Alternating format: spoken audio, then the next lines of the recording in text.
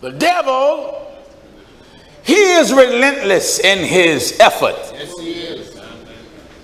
Trying to destroy the church. Oh, yes. So what have he done? He have infiltrated church. Yes. To get us off course. Amen. Get us off track. Yeah. The book says straight and narrow is the way that lead to life. But the devil causes us to think that broad is the way that leads to life. That's right. So Satan, being he is the enemy, he blend in among us. Yes. Posing as a brother. Oh, yes. Posing as sisters. Amen. Posing as preachers. Yes. Posing as someone that love you. That's right. I want to talk about infiltration today. Filtration. Amen. It's good teaching. I want to educate our viewers. Get your children to the screen, and you that are here. I want to talk about it from a natural perspective and from a biblical perspective. First, let's give you some natural information, some history.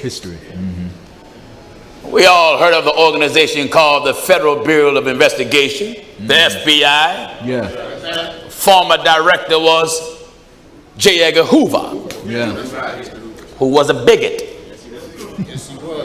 a homosexual racist. Yes. History is best qualified to reward all research. It is true of a historical fact and documented history that he was a bigot. Yeah. J. Edgar Hoover hated people of color. He introduced a program that became real popular, and I want everyone to listen. It became very prevalent, very popular in the 50s and 60s. It was called counterintelligence. Right. COINTEL program.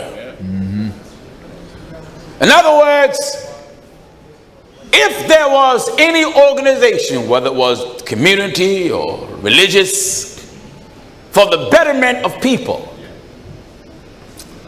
to motivate the people to have progress and do better in your neighborhood, and if the message that came from the leader was very influential, it caused people to flock to it, to gravitate to it. Then Hoover wanted that organization or that group destroyed. Yeah. So the counterintelligence program was introduced. Now, let me explain to you what this program was. Members of the FBI was hired, or members of the organization itself were used and paid off Right. to give the FBI information about the organization, and the FBI hoped they can use it to damage. Yeah. And if there was no information used to damage the organization, then the FBI will infiltrate it themselves. That's right.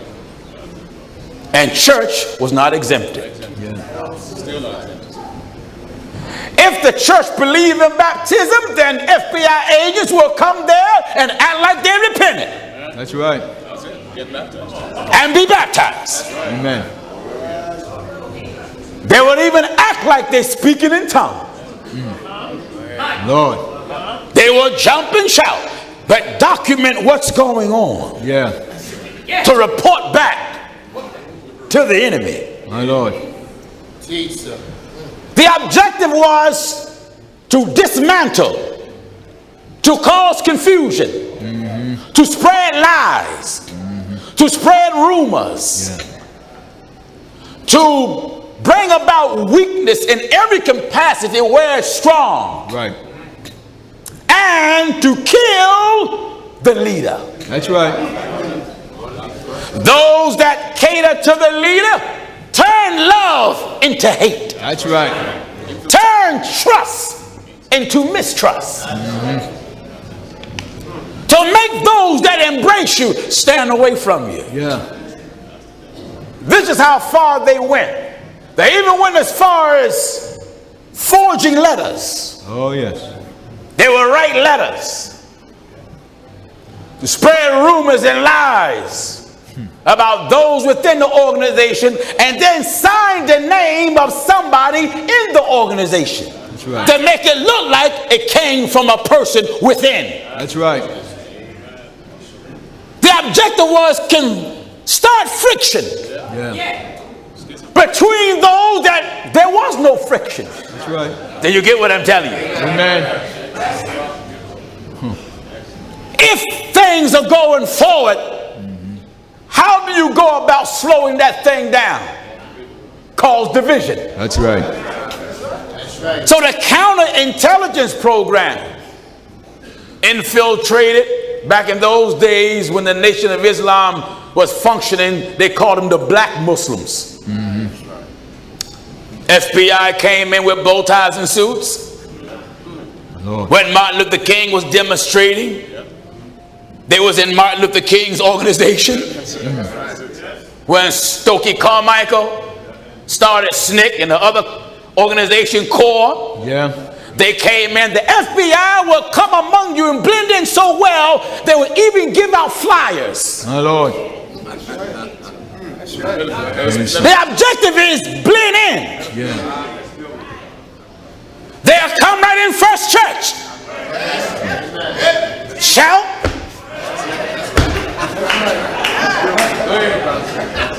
End up holding a position in the church. My Lord. See, the counterintelligence did not begin with Hoover. No.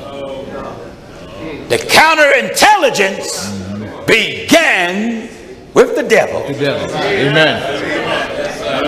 Hoover simply done things that was already done in the Bible. That's right. Already. First, I want to deal with forging letters. Yes. Amen. Because today they can do it in a very, a more better way with the internet and text messaging. That's right. They can send out mass texts from a computer. Yeah. And then put someone's name on it. And then put you at odds with the person, and the person never sent it. That's right. To do what? Cause confusion and mistrust, and now you falsely charged that brother and that sister. What? Create a wedge. Amen. Send an email. Kill a reputation. See, one thing about Hoover, he was very jealous. Yeah. Jealousy is a strong motivator. Oh, yes. The book says jealousy is as cruel as the grave. So you try to kill a person's character and assassinate their character. That's right. Cointel. Counter. Look at the word counter. To offset that which is in motion. That's right. Intelligence. To implement a different form of intelligence, a different way to drive the present intelligence a different direction. That's it. That's right. Let's show you forgery. Forgery. Amen. From a scriptural perspective. In the book of 1 Kings. Follow me. In the book of 1 Kings, chapter 21, we're starting at verse 1. Listen. And it came to pass after these things that Naboth the Jezreelite had a vineyard. There was a man in the scriptures named Naboth, a righteous man, a God-fearing man. He received a vineyard. It was an inheritance. Amen. He was blessed with some land. Right. Listen. And it came to pass after these things that Naboth the Jezreel had a vineyard, which was in Jezreel, hard by the palace of Ahab king of Samaria. Yes. And Ahab spake unto Naboth, saying, Give me thy vineyard. Ahab during this time was king. Yeah. And lustful, jealous. He felt as though he had a right to this man's property because it was close to the kingdom. That's right. Listen. Give me thy vineyard. He was covetous. Yes. Give me thine vineyard. That's a nice way of asking. That's right. He didn't ask, well, do you want to sell it? No. You know, like he got rights. Right. Listen good. Give me thy vineyard, Give me thine vineyard, that I may have it. that I may have it. Well, that's pretty bold. Amen. That I may have it. For a garden of herbs, I want it for a garden. because it is near unto my house. As if he got some right because it's near to your house. That's right. What else? And I will give thee for it a better vineyard than it. Or Now, he offered him a better vineyard. But in the eyes of Naboth, this thing was in his family for years. right. And he valued the land that his fathers worked on before he got a hold of it. That's right. Listen. Or if it seem good to thee, I will give thee the worth of it in money. Yes, I pay for it. And Naboth said to Ahab, the Lord forbid it me, that Yes. I should give the inheritance of my fathers unto thee. Listen. And Ahab came into his house heavy and displeased. Now the king was dissatisfied because Naboth would not give in. Brothers and sisters that are here, and you that are watching, when somebody wants something that belongs to you and you won't give it to them, Right. or if someone is jealous of you, then please don't be surprised what they say about you. That's right.